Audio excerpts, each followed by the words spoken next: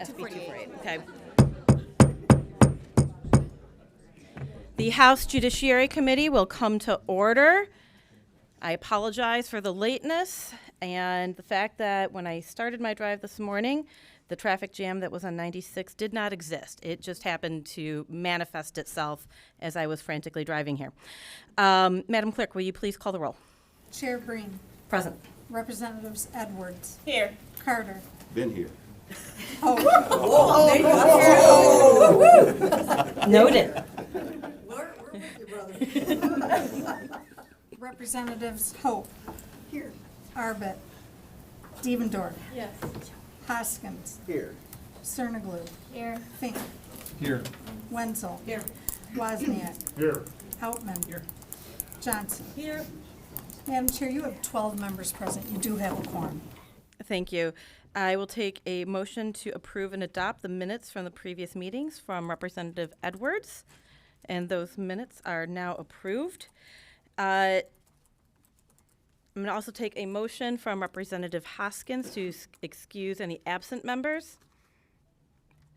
Thank you. And today we're going to be hearing testimony on House Bill 4913. We are going to be voting on Senate Bill 248 and take a brief additional testimony on a substitute. And we will be also taking a little bit of testimony on the guardianship package, which are House Bills 4909 to 4912, as well as 5047. Now, before we get started, I want to make a statement about the guardianship bills. And I want to thank all of my committee members, each and every one, for your patience and the experts that we have heard testimony from, and for the people, and I'm looking at especially you in the front row, who've been very patient and kind, showing up every time to advocate for your families and your loved ones. And I think that we all have the understanding that these bills are intended to do a lot of good and hopefully prevent some of the horrible tragedies that has happened to your families and loved ones from happening to anybody else. We are making that sincere effort. What I have asked my committee members to do, given that we have such a very short time frame and we have some bills that have been decades in the making, is to take a leap of faith in me and the Elder Abuse Task Force that these bills are going to continue to get worked on. The goal is to try to get them out of committee today and get them to the floor of the House. And as this happens, just for the people who aren't familiar with the process, after we get it out of committee and we can get it out of the House, it then goes to the Senate, it's heard in the Senate committee, and then the Senate votes on them. And at each and every one of those stops along the way, there is an opportunity for change. So if any changes happen after they leave the House and they go over to the Senate, it still comes back to the House for a concurrence vote. So no matter what, the members of this committee will have a final say when they push that green, I hope a green button, when they come back to the floor for any concurrence votes or to get it out of the House in the first place. So before we get started with guardianship, I'm going to take up Senate Bill 248. And we have Josh Skripchek. Thank you for putting that phonetic spelling there, because I would never get that again. Yeah. Thank you, Chair Breen. Thank you so much. Yeah, and committee members. Real quick, the H1's the result of working with the Prosecuting Attorneys Association. It just establishes a more specific benchmark for the qualifications of therapy dogs as used in this setting. Just inserts a clearer and more uniform standard. Thank you again for consideration.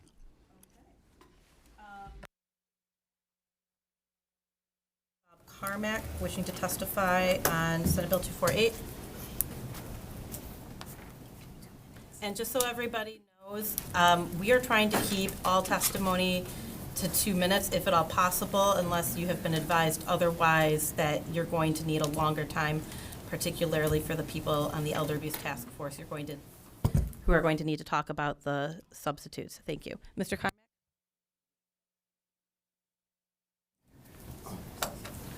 Thanks, Deborah. Yeah. Good morning. My name's Bob Carmack. I do support the bill and so forth. I just don't support people being treated like dogs. I had 2 tethers on for almost 2.5 years. Sir, this is testimony about Senate Bill 248, not any other subject. If you would like to talk about something else offline, I'd be happy to.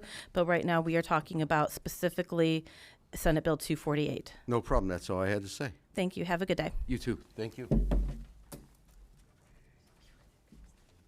Okay. I will now take a motion from Representative Edwards to adopt the H1 sub for Senate Bill 248. Madam Clerk, please call the vote. Chair Green. Aye. Representatives Edwards, Yes. Carter, Yes. Hope, Yes. Arbit, Devendorf, Yes. Hoskins, Yes. Cerniglu, Yes. Fink, Yes. Wenzel, Yes. Wozniak, Yeah. Outman, Yes. Johnson. Yes. Madam Chair, you have 12 yeas, 0 nays, and 0 pass. The substitute is adopted. Thank you. I will now take a motion from Representative Fink to report Senate Bill 248 as H1 sub with recommendation. Madam Clerk, please call the vote. Chair Green. Aye. Representatives Edwards, Yes. Carter, Yes. Hope, Yes. Arbit, Devendorf, Yes. Hoskins, Yes. Cerniglu, Yes. Fink, Yes. Wenzel, Yes. Wozniak, Yeah. Outman, Yes. Johnson. Yes. Madam Chair, you have 12 yeas, 0 nays, and 0 pass. Senate Bill 248 is reported with recommendation as substitute H1. Thank you. The committee will now go at ease.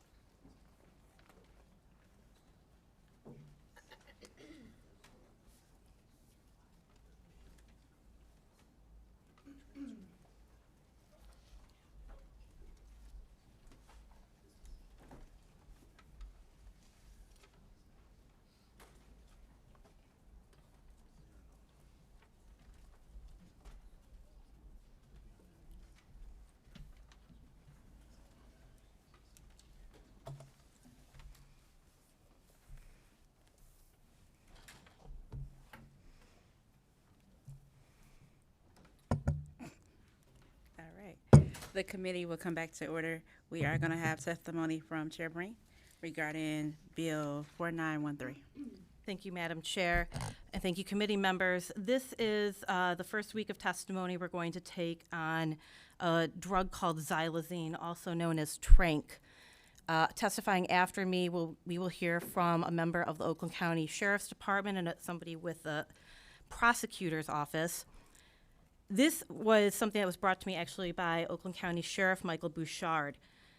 What this drug is doing is taking our worst opioid epidemic with fentanyl and compounding it exponentially. It is a powerful sedative that works for large animals only. If you are a team of oxen or if you are a horse, then this would be something appropriate for your use. There are no legitimate uses for humans. The US DEA has been warning the American public of the sharp increase in trafficking of fentanyl mixed with xylazine. It is commonly encountered in combination with fentanyl, but it also has been detected in mixtures containing cocaine, heroin, and a variety of other drugs. Xylazine in and of itself is not an opioid. Therefore, Narcan does not reverse its effects. If somebody is ODing on fentanyl, it takes sometimes 4 or 5 doses of Narcan to counter the effects, if it works at all. The bill, as it's written, has xylazine as a Schedule 3. We are awaiting a sub, and it will move it to a Schedule 2, and it will exempt veterinary uses. It comes in both a powder and a liquid form. The powder form has been most commonly used with fentanyl. The liquid form has been used by veterinarians. If you have the stomach, you can Google Trank, T-R-A-N-Q, or xylazine, and look at the images that you can see on the internet. They are, frankly, horrific. It will cause skin ulcers. We're talking about necrosis, human tissue falling off the bones, and it can lead to amputation. And I want to be clear, this is not to criminalize addiction, which is a medical problem. people who are using fentanyl with xylazine, if they get caught, if they are prosecuted, they will have options, and we do have treatment courts, which I know will be a great option for a lot of people to use. We want them to get help. And I want to make that very, very clear. We want people who are addicted to drugs to get help. We don't want to incarcerate them. We don't want to blow up their lives. We want to help them. People will develop a physical dependence to xylazine. Some people will have withdrawal, and symptoms can include sharp chest pains and seizures. And I want to be clear, 48 out of 50 states have had the DEA involved over there. They have seized xylazine and fentanyl mixtures. However, if somebody is found with xylazine in and of itself, nothing can be done. And we are working with our partners at MSP and in law enforcement to help combat this problem. According to the CDC, over 107,000 Americans have died between 2021 and 2022 from drug poisonings, 66% of those deaths involving synthetic opioids like fentanyl. The South has had the largest increase with a 193% increase in xylazine instances, followed by the West with a 112% increase. Other states are doing this differently. Now, some states are using executive orders, and I know how some of my colleagues feel about executive orders. So we're going to try to take some action at the legislative level in order to combat this problem. But just for comparison, in Pennsylvania, Governor Shapiro announced that they would be submitting a notice of intent to temporarily classify xylazine as a Schedule 3. In West Virginia, they have passed a bill to classify xylazine as a Schedule 4. Florida is listing it as a scheduled drug as well. Ohio, Iowa, Rhode Island, Vermont, all of these other states are taking action against xylazine, and I believe it is incumbent upon Michigan to take some as well. I'm now going to let my friends from the Oakland County Prosecutor's and Sheriff's Office have a chance to testify. Thank you, Madam Chair.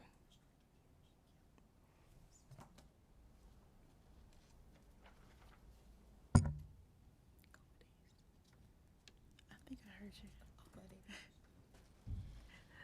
The Judiciary Committee will go at eve.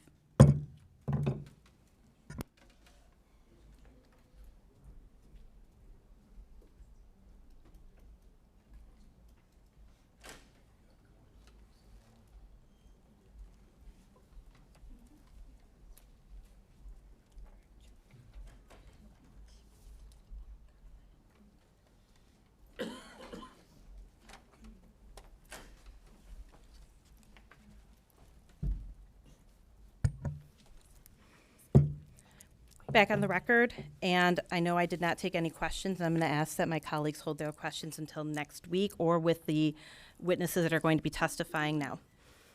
We're now going to turn to Tony Buffa with the Oakland County Sheriff's Office on Zoom.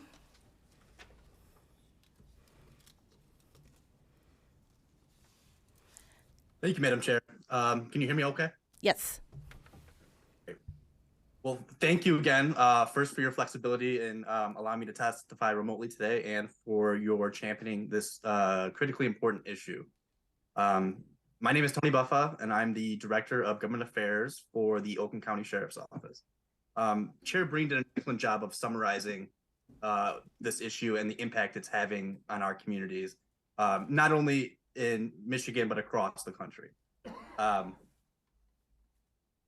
This bill would as she mentioned, would add xylazine to the Michigan drug schedule. Xylazine is a potent animal tranquilizer that is currently infiltrating the nation's drug supply in a frightening manner. It is being used as a cutting agent to mix with opioid-based products like fentanyl and other drugs to increase profitability and lengthen the high experience from fentanyl. Xylazine and fentanyl drug mixtures are extremely dangerous and put users at a higher risk of a fatal drug overdose due to what Chair Breen said about the fact that xylazine is not an opioid, therefore it does not respond to the effects of Narcan. Our office began seizing tested testing seized fentanyl for xylazine in March of this year, after we received numerous bulletins from the DEA and law enforcement agencies across the country warning of the potential risk. During a testing period from March through July of this year, over 80% of the fentanyl our office seized tested positive for xylazine, 80%. According to a June 2023 CDC report, the monthly percentage of fentanyl-involved deaths with xylazine detected in the fentanyl has risen 276% between January 2019 and June 2022. That's only going to increase as more data is collected, as this becomes tested more frequently and more labs become calibrated to be able to test for this. Scheduling xylazine will provide law enforcement with additional tools to prevent the distribution and would allow law enforcement to stop packages that they suspect might contain xylazine for non-vet and add a criminal charge to levy against dealers caught with it. As we continue to experience over 100,000 overdose deaths annually, it is critical that we continue to look for opportunities to mitigate this risk wherever we can. Scheduling xylazine here in Michigan would be a great step in that direction, and I urge this committee to support HB 4913. Thank you, and I'm happy to answer any questions. Thank you very much. Any questions from the committee? Representative Carter. Yeah, hi. Good morning, and thank you for your testimony. Having a background in law enforcement, I've noticed that every time something pops up, it's the next big thing, whether it's oxy, whether it's fentanyl, and it's almost like we're always chasing the next big thing. And it's been my experience that if people want to get high, they're going to find something else. We've got to figure out other ways. We can outlaw as many things as possible, but at some point, we've got to get to a root cause, and we'll continue this cycle forever. Just my comments, just my experience. Thanks. Yeah, thank you, Representative. I appreciate those comments, and I wholly agree. This is a one-pronged and a multi-pronged approach. The representative, the chair Breen said it perfectly, that this is not going to be a silver bullet that fixes this issue. And you're right that criminals tend to be on the cutting edge, and we're always trying to catch up with them and see what they're doing. But this gives us a tool to, what they're doing now. This gives us a tool to use, and in addition to things like mental health courts, drug treatment courts, and just prevention measures on the front end. So we just view this as another tool in the toolbox. Thank you. Any other questions? Thank you so much, Mr. Bofa. We are now going to turn to Cindy Brown from the Oakland County Prosecutor's Office.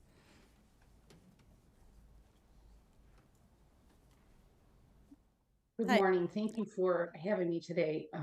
Thank you. As was indicated by Chair Breen, my name is Cindy Brown. I am the section leader of the trafficking unit at the Oakland County Prosecutor's Office. I do not want to be redundant about what has already been stated, but want to highlight a couple of points. Between 2020 and 2021, overdose deaths involving xylazine increased dramatically across the country and by more than 500% here in the Midwest. March of 2023 was especially deadly in Michigan. We reached a new monthly high of overdose deaths that included xylazine.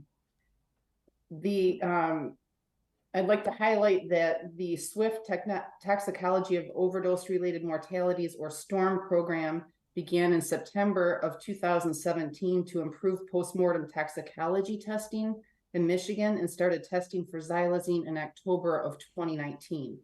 As of April 17th of this year, STORM had detected 270 xylazine positive decedents, of which 100% also tested positive for fentanyl. So just to underscore the what has already been stated, that this is very commonly mixed with fentanyl and other opiates. Traffickers are using xylazine because it's cheap, easy to get, and addictive. Xylazine is legitimately purchased by veterinarians through the use of pharmaceutical companies or through legitimate websites targeting veterinarians. However, drug traffickers can also order xylazine online from Chinese manufacturers, and the cost of it is only $6 to $20 per kilogram or per 2.2 pounds. So this makes it a highly lucrative business for drug traffickers, and so far as they use it to cut the drugs they are already selling. and increase the addictive properties of the drugs they are selling. Withdrawal symptoms from xylazine are severe and cannot be alleviated. The withdrawal symptoms include, they're more severe than heroin and methadone, and they include sharp chest pains, nausea, and seizures. And unlike opioid use disorder, where there is the option of methadone or Suboxone as a means of treatment, there is no such medical treatment or medicinal treatment to assist with the symptoms associated with withdrawal from xylazine. I commend the Michigan House for holding today's hearing on this critical legislation, and I urge the legislature to continue pushing to classify xylazine as a controlled substance. The true prevalence of xylazine is widely underestimated because it is not currently classified, and therefore we are not testing and detecting the substance. Although the Michigan State Police Laboratory is seeing xylazine in just about every heroin and fentanyl sample that it tests, similar to that of Oakland County Sheriff's Office. Drug traffickers are constantly tweaking the chemistry of drugs to outmaneuver legislation. The best estimates of xylazine-related overdoses and deaths failed to capture the true scope of this emerging threat. What we know for sure is that it's killing people and it's making the opioid crisis worse than it already is. Using drugs today is far more dangerous than it has ever been. When you buy a pill on the street, there's no way of knowing what you are taking, and it can kill you. This legislation will not fix the problem, but it is a critical first step in getting ahead of the next battle against the opioid epidemic. Thank you very much for your time today. I appreciate your time. Thank you so much for your testimony today, and I know that we will be continuing testimony on this issue next week. Do we have any questions, very brief questions for the witness? No? Thank you so much for your statements today, and I look forward to continuing to work with your office. Thank you. Thank you. We are now going to turn to the guardianship package. And, before we do that, I need to read in some cards for House Bill 4913, supporting the bill, not wishing to speak, Gabe Basso from Blue Cross Blue Shield of Michigan. Matt Breslin from the Michigan Veterinary Medical Association, not wishing to speak and looking forward to working with the sponsor on a substitute. And not wishing to speak, supporting the bill, Megan Kite-Corian from the Michigan Association of Treatment Court Professionals. And now we're going to turn to the guardianship package, and I would like to welcome the representatives from the Elder Abuse Task Force up to the desk here to talk about the changes that we are seeing in the substitutes today. So, Mr. Teeter. Okay. Ashley Steffer, Ashley Steffen, the Department of the Attorney General, and Scott Teeter, also with the Attorney General. Hi, yes, I am just up here because I wanted to introduce myself to the committee. Thank you, Chairwoman Breen, for taking up this package. I am the new Director of Legislative Affairs for the Department of the Attorney General, and with me I have our Financial Crimes Division Chief, Scott Teeter. He is going to talk very briefly about the substitutes that are before the committee today. Good morning. Thank you, Chair, and thank you, committee members. We have been working on these bills since the last time I testified, as late as even yesterday afternoon. We had exchanged drafts with the drafter. There's still more changes that are being made even as we speak. We've received input from MGA, from SCAO, from the Oakland County Bar, from probate attorneys, from the Michigan Bankers Association, and let me see if we can put it this way. Nobody got everything they wanted, but we have done everything that we can and continue to do that to consider everybody's input and make these bills better. And we will continue that process. The drafts that you have before the substitute bills make a couple of key changes that I wanted to highlight. The first one is in 4909, if you remember, the original bills had SCAO as the organization that would do the guardianship criteria and licensure and all of that. That was very early in the discussions the last spring. That's now been changed where it would be the Office of State Guardian that we create in HB 5047. The other thing is we clarified the language. It is not our intention to ask family members who agree to serve for their parents to have to become registered and licensed guardians. That's not what this bill is for. And so it exempts them and it makes that clear that they are not included in the requirements to receive licensure. And that, again, kind of 5047 and 4909 kind of connect and are tie-barred with that condition. We did receive requests from the bankers to go, okay, we serve as conservators. Do we have to go through licensure as guardians? And the answer is no. That's, again, not our target. We also received the same request from attorneys. They didn't get what they wanted. What they wanted is exemption, and we disagree with that. And the reason being, for those of you who've been to law school like I have, I learned nothing about being a guardian in law school. In fact, just the opposite. You're taught how to learn not to care about other people, not to teach you how to care for other people. And the bottom line is that's sort of our training. Well, it's not too much to ask. If your primary practice area is guardian services, then you need to be trained to do that, just like we've asked everybody else. And the fact that I have a bar card does not automatically qualify me to take over another human being's life and to make decisions for them. And so we are going to have to agree to disagree with them. In addition to that, there were a number of suggestions made by the Oakland County Bar and then also by probate attorneys that sort of overlapped. And so we made some of those changes to 5047 to make it clear that, first of all, we would spell out the powers of the executive director so that we would have more detail in there about what they're going to do in terms of the Administrative Procedures Act, and that they would receive complaints, that they would, if necessary, refer those to the AG's office for investigation or some other investigatory agency, but also that they would have hearings that would comply with the Administrative Procedures Act and then make actual findings if somebody was determined to either be negligent or had committed malfeasance, and that they would actually make those findings on the record so that then if somebody wanted to challenge that decision, they could go into court and challenge it. Those were good suggestions, and we made changes to the language. I would expect that we'll continue to receive some input on the substitute bills. We'll consider that. But the options of doing nothing, as we talked about 2 weeks ago, is not an option.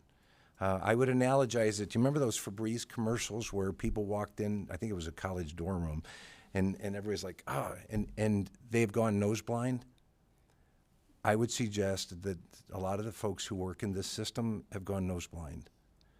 When you come in from the outside, you smell it. There's some things that are not right and we need to fix.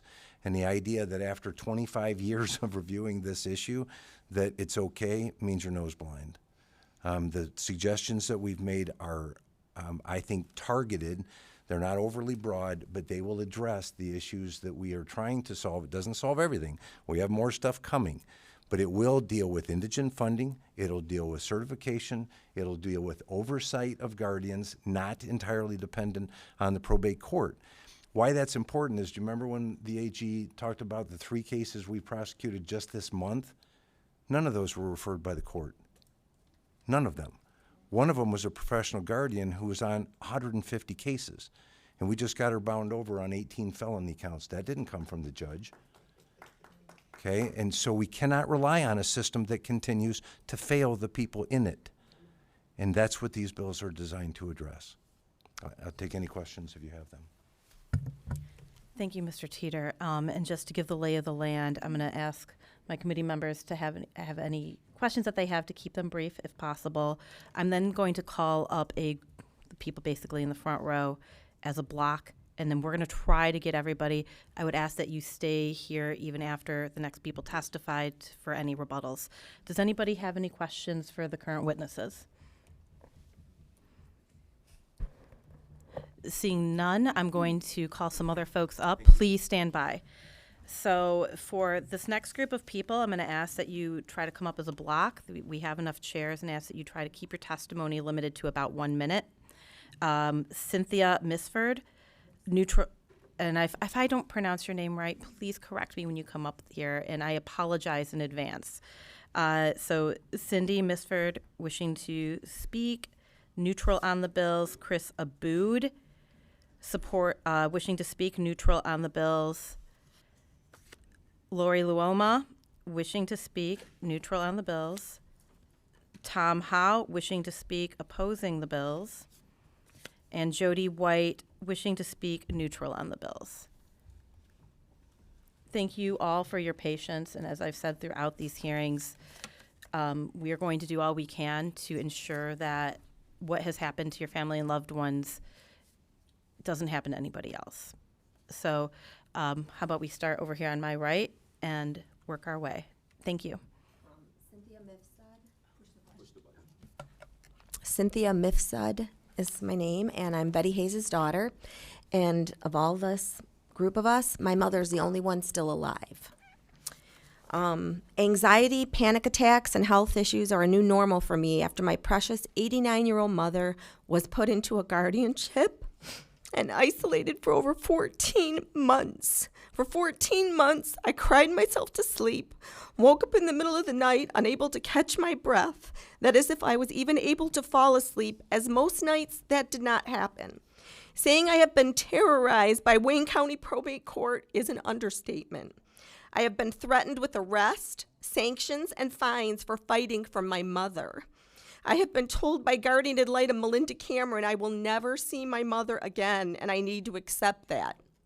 Melinda Cameron never visited my home. She never would speak to me or my brothers. These court-appointed attorneys who are profiting off my mother's suffering have accused me of theft from my own mother with zero proof. Not only am I innocent of their absurd accusations, I gave my parents a $120,000 cashier's check to purchase their home in 1999. I'm accused of keeping the proceeds for. My parents lived with me after they were both diagnosed with dementia. Dad for 6 months until he passed, and Mom for over 2 years. I did not charge anything for them to live with me, nor for the care I gave 24 hours a day. I did it because I love them both and would do anything for them. We built a mother-in-law suite in our home to accommodate my mother's walk-in bathtub that she wanted to bring. We did not put an addition onto our home. We used our existing family room and my garage. I don't have a garage now. Probate judge Freddie Burton Jr. ignored my mother was kidnapped by her granddaughter who refused to return her. Ignored her granddaughter had my mother sign a revocation of my power of attorney that she drafted and notarized. Ignored her granddaughter taking her to the bank and attempting to access her trust. Ignored her granddaughter cashing her Social Security check and her pension checks. Ignored she committed perjury in his courtroom. Ignored the neglectful care that put my mother in the hospital with sepsis, not once, but twice, and 23-pound weight loss. I cannot tell you how much pain and suffering the guardianship of my mother has caused me and my family because I can't put it into words. We were absolutely devastated. I have over $200,000 in legal fees. I have to pay $100 every week for my mom's transportation because I can't even transport my own mother. Ma'am, thank you for sharing your story, and I do wish that we had understand. time. I understand. And I think what you have highlighted are a lot of the things that these bills will address. Again, Everyone has a copy too, and I'll email them if you want. If you want a copy, I'll email it to you. Thank you. I encourage you to contact my office if you want to see any additional changes in the bills, and we'll see if we can accommodate those. Thank you. Ma'am? Yes. My name is Christina Boot. I'm a retired Detroit teacher in the Detroit area. I'm still currently working. And I requested guardianship through the courts because my mother had fallen in her condo and needed to be moved to my home where there was a level ground. And I have extensive experience in caregiving.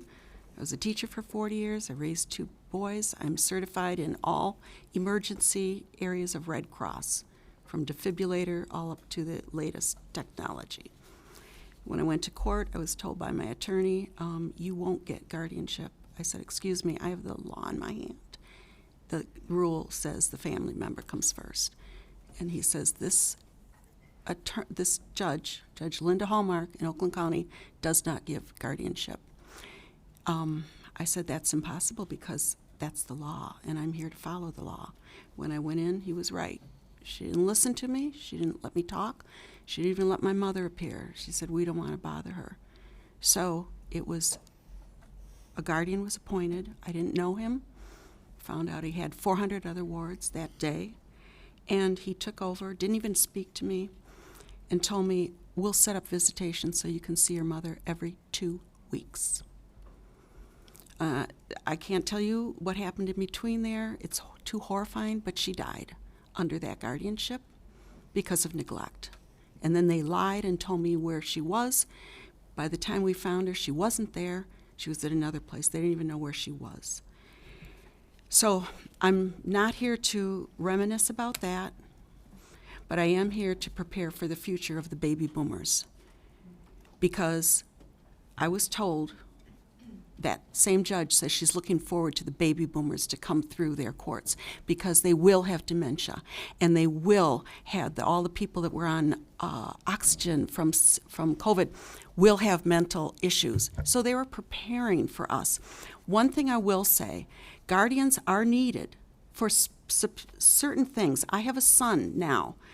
This is behind me, but I have a son who has some diagnosed issues of bipolar, schizophrenia, even though he's highly successful and he's doing fine. That's because I did the work of taking him to U of M, getting him the right medication, and on the right path. And he's totally off, doing everything correct now. He's got a job with a Fortune 500. He's doing well. But that's because I'm monitoring him. I'm his mother. But I also, as a backup, because he has ended up in the hospital because of this disease, it takes 1 second for him to make a cut or take a pill or whatever. So I filled out the forms. I got advice and got knowledge of guardianship. And I filled out the forms from Macomb County, which is where he lives. And I now want to take them to his doctor because I guess it's the doctor that if they have those guardianship papers on file, then if I'm at the hospital and he's in a coma, I can have immediately without, or go to emergency the next day, have an emergency hearing for a hearing to take over before somebody else comes in and takes over my son's life. Ma'am, thank you for highlighting some of the reasons why these reforms are needed, and I am truly sorry. Quickly, because we're next. I understand what the fact that you lost your mother is horrible. You brought up Alzheimer's, and we are doing what we can. We're going to make sure that for professional guardians, they are trained in how to handle wards with dementia. And given the confusion that can exist when somebody becomes a family guardian, our goal is to have the Office of the State Guardian be a resource for people like you willing to step up for family members.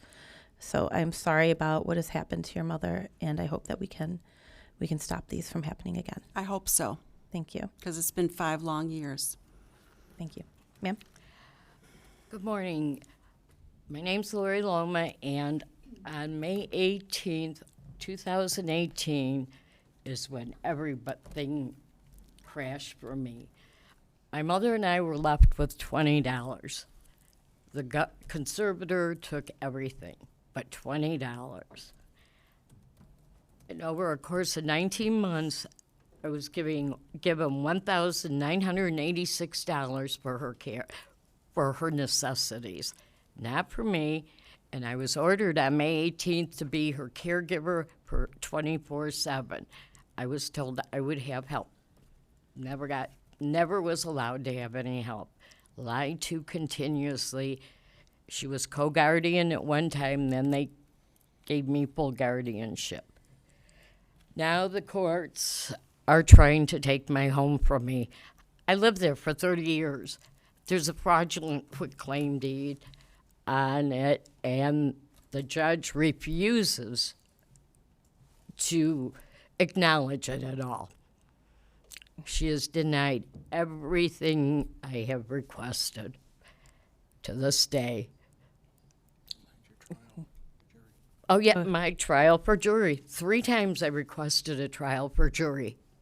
Denied each time. I'm so sorry about what has happened, and you and I have spoken before, and I hope that these reforms are going to help ease that path. Okay. Thank you. Mr. Howe, and just to be clear, I know that you've talked with me, you've spoken with the Attorney General's office. We've heard a lot from you, so please keep it brief. Okay. So as we go through this, is one of the things that we all have to understand is Norton versus Shelby County. And so with that, these courts are acting as usurpers outside of their legislative authority. They're falsifying the information in their courts. They're stealing people and human trafficking them.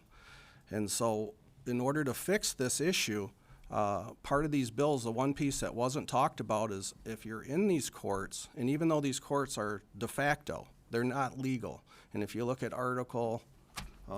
Section 6, Article 15 of the state constitution, there's nothing in there about these probate courts are for elderly people or for giving guardianships. There's nothing in there. So somehow in all these bills since, let's say maybe 2000 or previous, somehow long before all of us, you made a left-hand turn in the legislature and created this de facto set of laws. And so now we need to make a right-hand turn and get back to a de jure, that's legal under the United States Constitution. It's not legal to put a person as a ward. So now we're gonna go and fix all this. So the issue is I've submitted all this, and all these people have to, work for the Office of State Guardian. And we want all these people to work under the health department. Most of these people would then be Sir, paid. I'm going to have to stop you right there. Why? Because I'm familiar with that request, and that's nothing that is feasible under these bills. It is feasible, but the issue. No, it would be a Headley violation. We cannot force everybody to become the employees of the health department. Right now, what you're requesting, unfortunately. Headley's for taxes. For So, people's homes taxes. I encourage you to keep up the dialogue, The issue is. but yeah. you're gonna have to rein it in. Okay, but the issue is that unless you make several unique changes to these laws, in 4 minutes on video here, you will see a corrupt court steal a person, okay? And so Sir, it's we all are here. very, very well aware of the terrible things Right. that have happened. So, Now, the issue is that we're going to have to curtail this from the standpoint is that without a trial by jury, and as far as I know, in recent history, the only person who's got a trial by jury is the deceased estate of Aretha Franklin, because Oakland County Probate Court probably didn't want to have that national case known. But every other person that I've known or we've ever asked for to get a jury trial is denied, because that eliminates the judge from the equation. And that's the necessary piece of this to fix these laws, is that Sir? you have to eliminate the judge. okay. We aren't going to eliminate bench trials. That's just not going to happen. But you have to I understand mandate it. We these have to things. move on. We have to move on. I do encourage you to continue the dialogue. Okay, but- thank you. My name is Jody White, and I just want to tell you that we've been threatened, intimidated, and jailed because of being whistleblowers. And not that I want to come up here. You guys see me all the time. You see my blue shirt. I'm being told by the court administrators that I'm not allowed to advocate because I was one that was hit by a sheriff as I was leaving the courtroom, because we did win a jury trial. We paid for it with our Court of Appeals. So you have to understand that we are very frustrated. We've spent a lot of money. We've lost our loved ones. At court, the gentleman that actually I found out he was a sheriff that was behind some of it, he made a comment that this is our life mission now, that this group of people are here in court watching a court hearing that is happening with my family, the John Sterling White case, that we are finally getting some sort of recognition that we're not crazy. Because for the last 7 years, I thought I was going crazy, because as a real estate company, we don't do this stuff in court. Attorneys are getting away with stuff, and we just don't understand. So I want to say thank you all for what you've been doing. We are looking forward to the next step and the next phase. But if you do vote this in, I do want you guys to know that I don't appreciate it, only because I think you have to watch your oath of office, is all I'm asking, for you to realize that we shouldn't be doing anything that's not constitutional. That's my only concern, that I just would like you to go home and maybe chew on and think about. But again, thank you so much. Thank you very much, and thank you to all the witnesses. I appreciate your patience, and I encourage you to keep monitoring these proceedings and to reach out to my office or to any of the committee members or the Elder Abuse Task Force with any additional concerns. Thank you. I'd like to call up Genevieve Marnin from Right to Life of Michigan. And as we have talked several times, please, thank you so much. Thank you, Madam Chair, members of the committee. My name is Genevieve Marnin, and I am here on behalf of Right to Life of Michigan. Many people don't realize that we do a lot of work on the other side of life. Obviously, people know us as the abortion people, but we do a lot in the end-of-life care and patient protection. That being said, I'm also here as on my personal capacity. I am currently serving as a guardian for my mother. So I've been through the process. I'm very aware of the process. I don't have the horror stories, thank goodness, but I can tell you that I've seen many guardianship situations that are being described here today, and I do know that the judges have an awful lot of authority. So I just wanted to highlight two small things. First and foremost, I appreciate the package. I appreciate the work that's been done. 4909 has an option for co-guardianships. That's the only concern I have with this bill package, because when you have to have two people agree on things, it causes more court problems. You're going to end up in court way more often, and more importantly, that's going to lead to delay care for people who have complex medical conditions. I've proposed a couple of amendments to really put legislative guardrails on when a co-guardianship can be entertained, because right now it's pretty open-ended. So that was the one point I wanted to make. I'm hoping we can continue the dialogue. One other little tiny point is on 4910 is for conservatorships to be appointed for estates more than 400% of federal poverty level.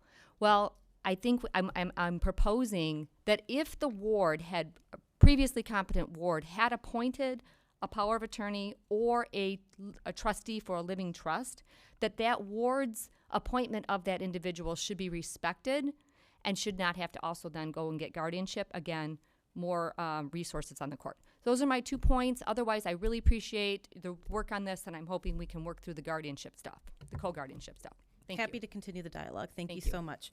I'm now going to call up the members of the Michigan Guardianship Association, asking them to keep their testimony extremely brief, noting that we have had multiple conversations. And I first would like to say that I appreciate the input and everything that you've done with the Elder Abuse Task Force throughout this entire time.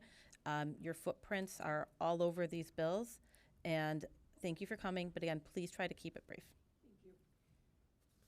Thank you, Chairwoman Breen, and members of the House Judiciary Committee for this opportunity to speak this morning on an issue of great importance. I'm Georgia Callis. With me is Eric Sabatis and Steve Burnham. All three of us are members of the Board of Directors of the Michigan Guardianship Association. Can you push the red button? I'm sorry. Thank you.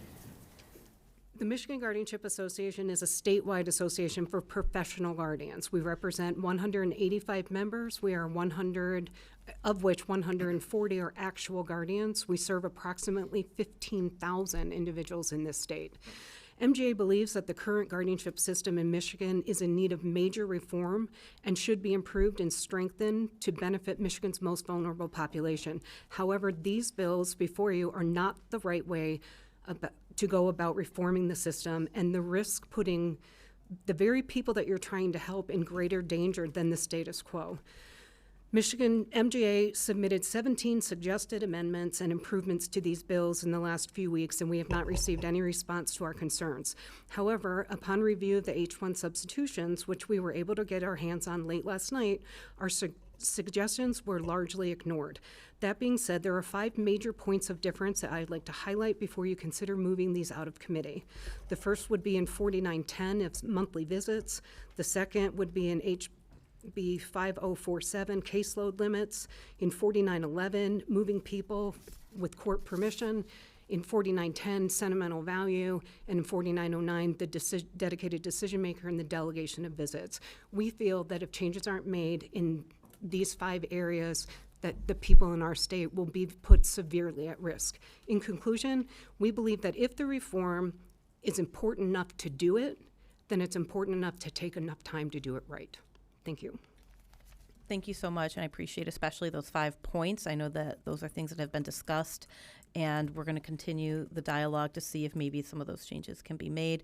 Whether or not that'll be feasible, I don't know. But again, as I've said to you before, if these things can't be accomplished within this package, I am more than happy to work on a separate piece of legislation to see if we can address some of these concerns. Some of the things that are in the package need to change before they go forward. And if we have a couple minutes, if anyone has any questions, there are certain things we'd really like to highlight. We want this to go through. We love the idea of the Office of the State Guardian, but there's certain things that are in it, and the way that they are will end up killing seniors in our state. And I'd like to have a few minutes to talk about. What I'm going to ask is for any committee members that wish to speak to you about these, for them to talk to you after the committee hearing. I do believe, I don't share that view, and I'm sorry to say, but also I don't do your job. But again, these are going to continue. I do hope to vote these out today. There will be some amendments I expect that will happen on the floor, and possibly we can make some of these adjustments, possibly. But I do believe that these changes are necessary, and I think a lot of the folks in the Elder Abuse Task Force will agree with me. But please understand that we are listening. We just may have to respectfully disagree. If you have any other points, anybody to make, if you've about 1 minute, because we do need to take some votes. Sure. I'll make a quick point regarding the item that Georgia brought up tied to caseload limits. And it goes back to the question that Representative Fink asked last week. And it's a simple fix. Sir, I'm sorry. Wait, who are you? I'm sorry, Eric Sabatis. Eric Sabatis, and you are? Steve Barnum. There we go. Steve, your last name wasn't on the card. So we had to, can you spell your last name? B-U-R-N-H-A-M. Thank you so much. Okay, continue. And I'm trying to be brief, and I know you're on a time crunch here. Regarding the caseload limits, what is being proposed is caseload limits, and there's a great thing being proposed here where indigent funding has been the issue all along. That's been a major problem for guardianship. And if you look at every other state, as they alluded to, there's 17 other states where they're doing things with indigent fundings. What they're doing is they are putting caseload limits in tied to that indigent funding, but what they're not doing is expanding that caseload limit out to the standard private cases, et cetera.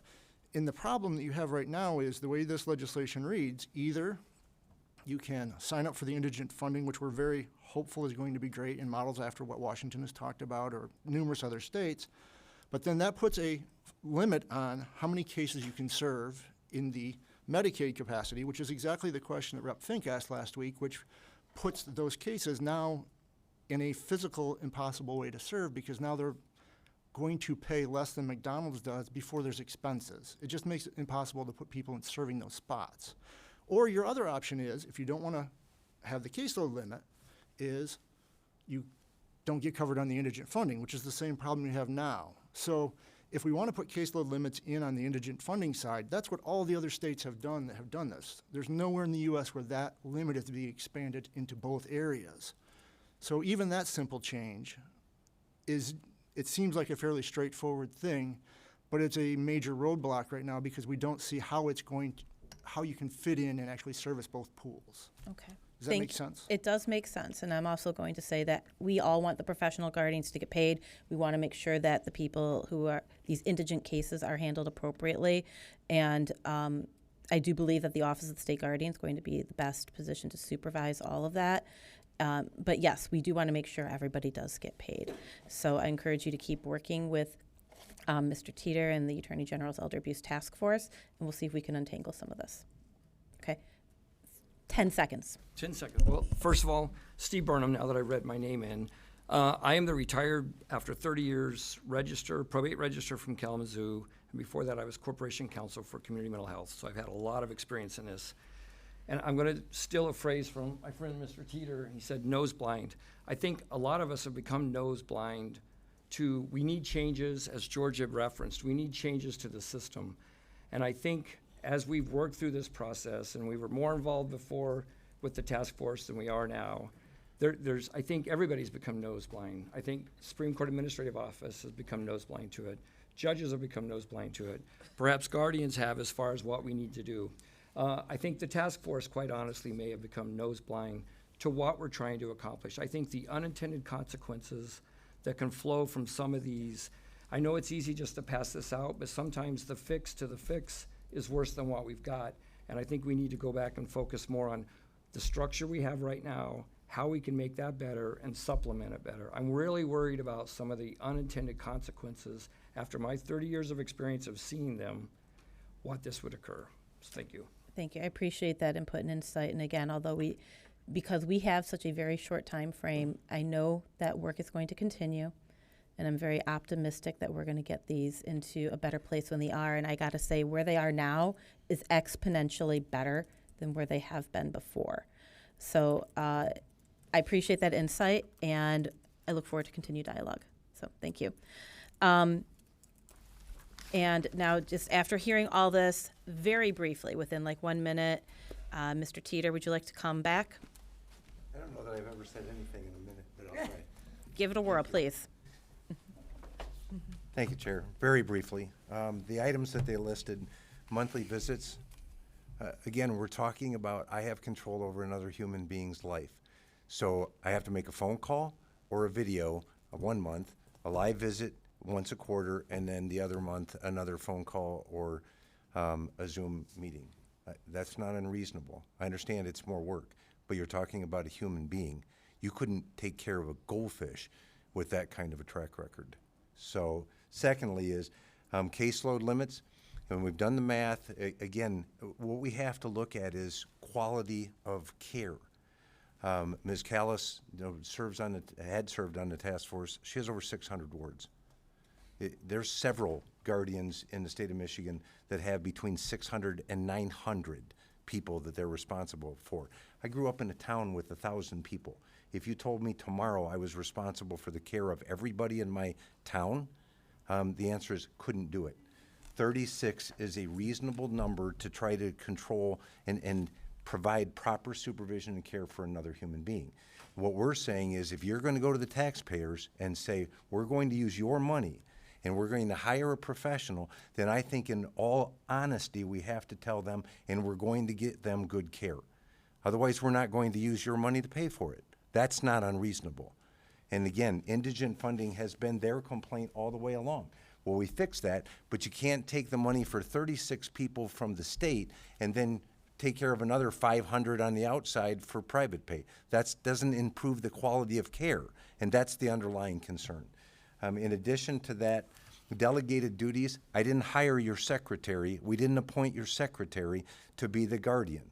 We appointed the guardian, and that's why they have training and they have licensure. You can't pass those duties off to somebody who's not been certified through the training, or certification becomes a non-factor. That's what we're talking about.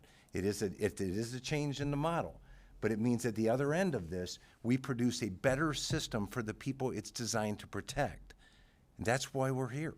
It doesn't fix everything, I get that, and we'll continue to engage in dialogue with them. But the idea that I don't have to do anything more than 1 quarterly visit and I can take care of this person is a lie. It's a lie.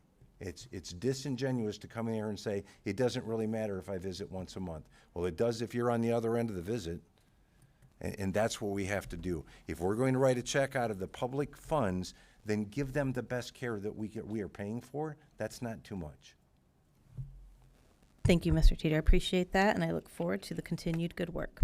Thank you. All right, we're now going to take some votes.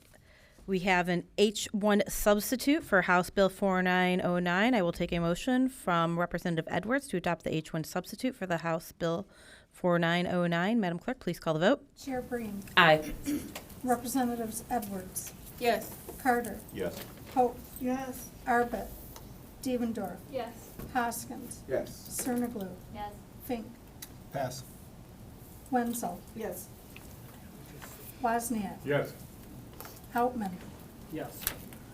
Johnson. Pass. Madam Chair, you have 10 yeas, 0 nays, and 2 pass. The substitute is adopted. Thank you. I will now take a motion from Representative Carter to report House Bill 4909 as H1 sub with recommendation. Madam Clerk, please call the vote. Chair Breen. Aye. Representatives Edwards. Yes. Carter. Yes. Hope. Yes. Arbit. Devendorf. Yes. Hoskins. Yes. Cerniglu. Yes. Fink. Pass. Wenzel. Yes. Wozniak. Yes. Outman. Pass. Johnson. Pass. Madam Chair, you have 9 yeas, 0 nays, 3 pass. The motion prevails. Thank you. I will now take a motion from Representative Hope for an H1 substitute for House Bill 4910. Madam Clerk, please call the vote. Chair Breen. Aye. Representatives Edwards. Yes. Carter. Yes. Hope. Yes. Arbit. Devendorf. Yes. Hoskins. Yes. Cerniglu. Yes. Fink. Pass. Wenzel. Yes. Wozniak. Yes. Outman. Yes. Johnson. Pass.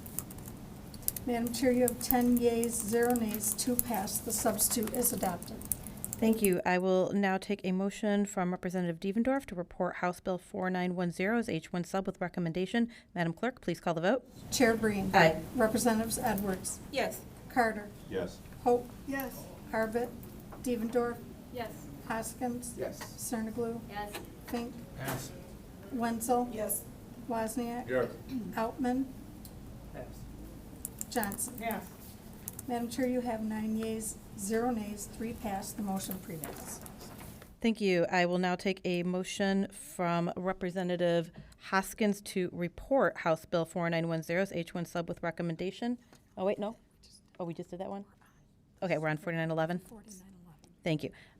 A motion from Representative Hoskins for to adopt H1 sub for House Bill 4911. Madam Clerk, please call the vote. Chair Breen. Aye.